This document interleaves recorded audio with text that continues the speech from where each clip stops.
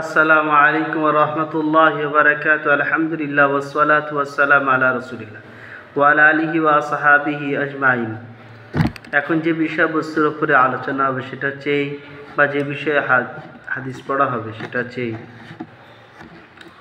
যে পূর্ব দিকে বা পশ্চিম দিকে পেশাব করা,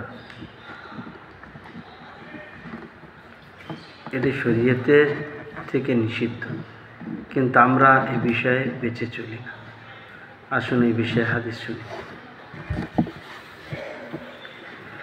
عن أبي هريرة رضي الله تعالى عنه قال قال رسول الله صلى الله عليه وسلم إنما أنا لكم مثل لوالده وأعلمكم إذا أتيتم الغاية فلا تستقبلوا القبلة ولا تستدبروها وأمر بثلاثة أحجار ونهى عن الروس والرماة ونهى أن يستطيب রজুল বি আমিনি রাহু ইবনে মাজাহ ও দারামি।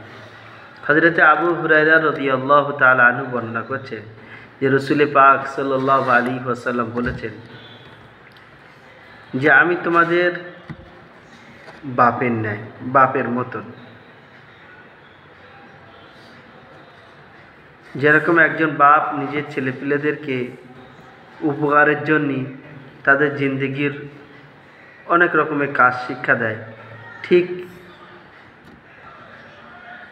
শরিয়াতের আদব কায়দা উসুল তালিম তরবিয়াত আমি তোমাদেরকে শিক্ষা দিই।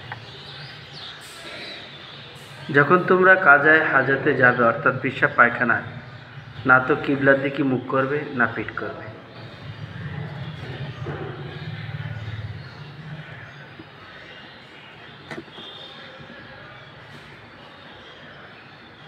হযরত আবু হুরায়রা বর্ণনা করছে যে ইস্তিনজা যখন করবেন রাসূল পাক সাল্লাল্লাহু আলাইহি ওয়াসাল্লাম বলেছেন যে 3টি পাথর নিতে বা 3টি ঢিলা নিতে, মানে 3 বার।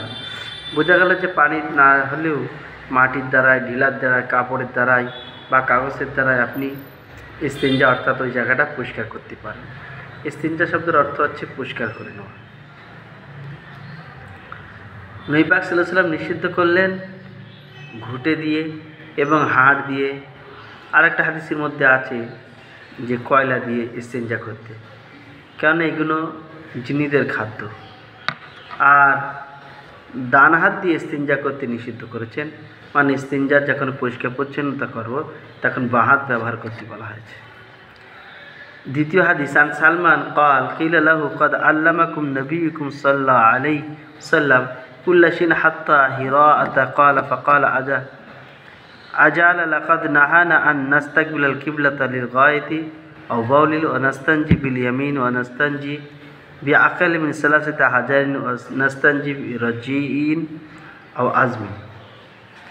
হযরতে সালমান ফারসি রাদিয়াল্লাহু তাআলা বর্ণনা করছেন যে কিছু মুশরিক আমাদের নিয়ে রহস্য করতেন যে তোমাদের পয়গম্বর তোমাদেরকে পেশাব পায়খানা করার শেখাচ্ছেন, তরিকা শেখাচ্ছেন।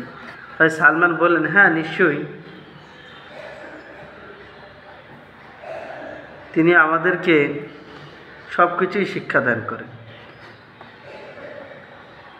তো ইস্তিনজার ব্যাপারেও দিয়েছেন, উনি আমাদেরকে নিষিদ্ধ করেছেন পেশাব পায়খানা কিবলার দিকে মুখ করে বা পিঠ করে করার জন্য। আর 3টে পাত্রের কম ইস্তিনজা করতে নিষিদ্ধ করেছেন, মানে পরিষ্কার হওয়ার জন্য।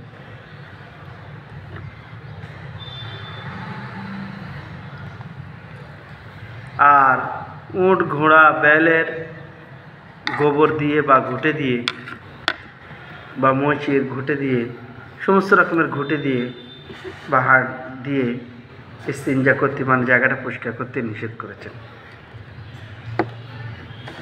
বোঝা গেল যে শরীয়তের মধ্যে যে জিনিসটা আছে আমরা অনেকেই জেনেও না জানা। পেশাব পায়খানা লাগার সময় একজন ইমানওয়ালা আর একজন বেদিনের মধ্যে পার্থক্য এই যে একজন ইমানওয়ালা পশ্চিম দিক, পূর্ব পশ্চিম ছেড়ে দিয়ে উত্তর দক্ষিণ পেশাব পায়খানা করবে, উত্তর দক্ষিণে পিঠ দেবে বা মুখ দিয়ে পেশাব পায়খানা করবে, কিন্তু পূব পশ্চিমে এটা করবে না। কিন্তু আমরা খেয়াল করিনি, প্যান খুলি বসে যায়। দ্বিতীয় বললেন যে ডান হাত ব্যবহার করতে নিষিদ্ধ করলেন।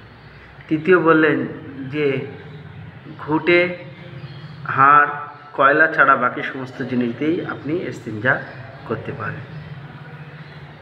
মানে পেশাব করে ওইটা জিনিসটা দিয়ে পরিষ্কার করতে পারেন, মুছে নিতে পারেন। তো আল্লাহ তাআলা আমাদেরকে এই বিষয়টাও সচেতন হওয়ার তৌফিক দান করুন, বলেন আমিন।